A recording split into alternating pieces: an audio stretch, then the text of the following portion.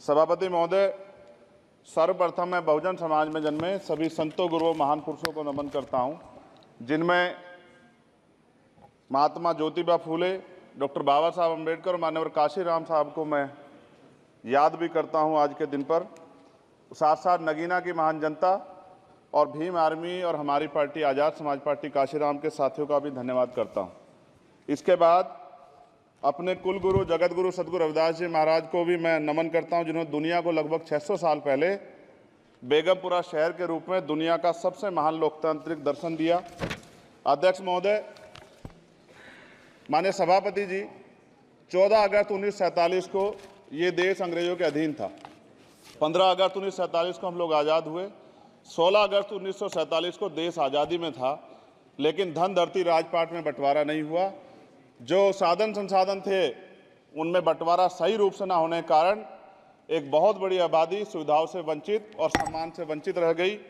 उनको सम्मान देने के लिए और अंतिम व्यक्ति तक सुविधाएं पहुंचे, इसके लिए लोकतंत्र की व्यवस्था हुई। लेकिन आज़ादी के 70 साल बाद भी हम कहाँ खड़े हैं, इस पर ये चिंता का विषय है। मैं मानता हूं कि सामाजिक न्याय तभी होगा माननीय सभापति जी, जब जातीय जनगणना पूरी होगी और जातीय जनगणना कराई जाएगी और साथ साथ संख्या के आधार पर आरक्षण जो है वंचित वर्गों का बढ़ाया जाएगा।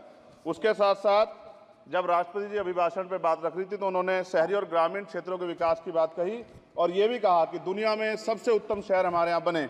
लेकिन माननीय सभापति जी, 70% आबादी तो गांव में निवास करती है, तो गांव की आबादी के बारे में भी सोचना होगा कि उनका जीवन कैसे बदले। माननीय सभापति जी, उच्च शैक्षणिक संस्थानों में बहुजन समाज के जो छात्र हैं उनके साथ कास्ट एट्रोसिटी हो रही है, निरंतर उनकी हत्या हो रही है। साथ साथ जो सरकारी कर्मचारी हैं दफ्तरों में, उनके साथ भी जो SC ST OBC और मुस्लिम और अन्य धार्मिक अल्पसंख्यक उनके साथ भी माननीय सभापति जी जातिगत और धार्मिक जो है शोषण किया जा रहा है। इसलिए मेरी मांग भी है कि पुरानी पेंशन को भी अध्यक्ष जी बहाल किया जाए। जो कर्मचारी देश की सेवा में लगे हैं उनका भी सम्मान होना चाहिए।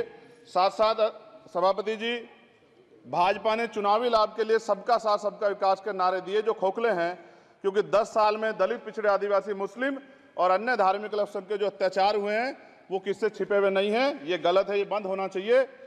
सभापति महोदय जी, महामहिम राष्ट्रपति जी के अभिभाषण में निजी क्षेत्रों में SC ST OBC को रिजर्वेशन देने का कोई उल्लेख नहीं हुआ है, जो कि आज चर्चा का विषय, क्योंकि 98% प्राइवेट सेक्टर है, 2% सरकारी सेक्टर है, तो 98% प्राइवेट सेक्टर में भी हमारी हिस्सेदारी की बात होनी चाहिए।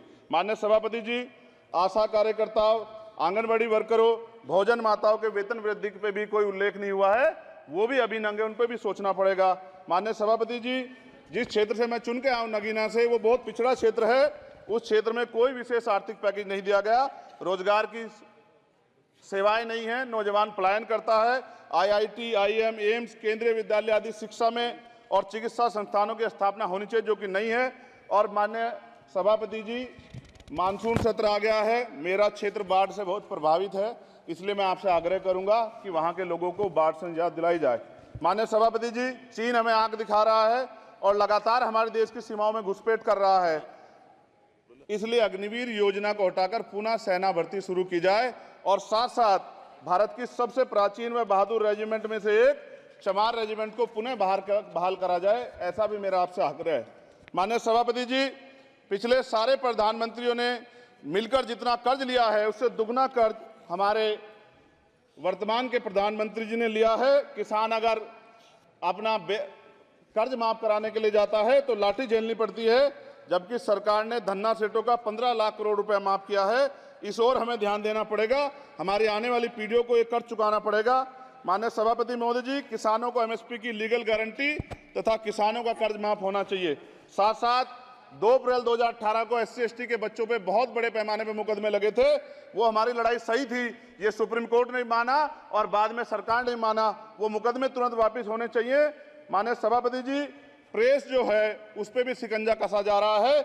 जो पत्रकार सरकार खिलाफ बोलता है नौकरी से हाथ धोना पड़ता है, और सोशल मीडिया हमारा हथियार है, उस पर तरह तरह के प्रतिबंध लगाए जा रहे हैं और विरोध करने वालों को सोशल मीडिया हैंडल भी सस्पेंड करा दिए जा रहे हैं। साथ साथ सभापति जी, पेपर लीक और परीक्षाओं के कैंसिल होने से देश के नौजवानों का भविष्य खतरे में है।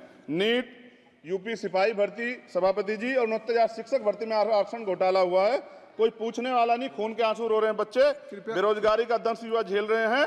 इसलिए मेरा आग्रह है कि युवाओं के लिए कृपया समाप्त करें चंद्रशेखर। माननीय सभापति जी, मैं पहली बार बोल रहा हूं, आप कहेंगे मैं बैठ जाऊंगा, मैं आपकी बात, मैं संवैधानिक मर्यादा का पालन करूंगा, मगर हम तो माननीय सभापति जी सुन ही रहे हैं। आप बोलिए, 1 मिनट। धन्यवाद, धन्यवाद। 1 मिनट और बोलिए। अध्यक्ष सभापति जी, नारी सम्मान की बात करने वाली सरकार, हमने मणिपुर देखा सर, हमने पहलवान बेटियों का हर्ष देखा सर, और हमने सर हाथरस की बेटी का हर्ष देखा सर, और हाथरस के परिवार को जो वादा किया था सरकार ने वो भी पूरा नहीं किया।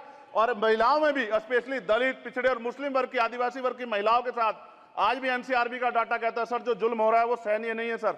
साथ साथ कोविड में तैरती, हमने कोविड में बहुत सुना सर, कोविड में तैरती लाशें भी गंगा में हमने देखी है सर, और मजदूरों का हाल भी हमने देखा है। सभापति जी, बस सब समाप्त कर रहा हूं। नोटबंदी पे छोटे मजले उद्योग की जो कमर टूटी वो भी हमने देखी है। सभापति जी, शैक्षणिक संस्थानों, विश्वविद्यालयों में, चिकित्सा संस्थानों में ओबीसी एसटी के योग्य अभ्यर्थी को एनएफएस करके जिस तरह निकाला जा रहा है, लेटरल एंट्री करके जिस तरह हमारे रास्ते बंद किए जा रहे, ये भी हम देख रहे हैं सभापति जी।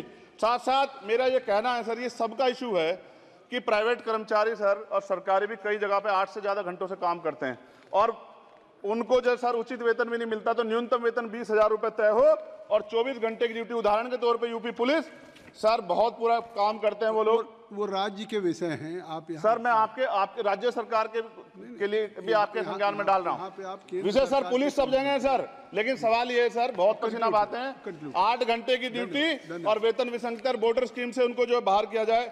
माननीय सभापति जी, 1 मिनट चाहिए सभापति जी। राष्ट्रपति जी ने धर्म के बारे में बात की थी।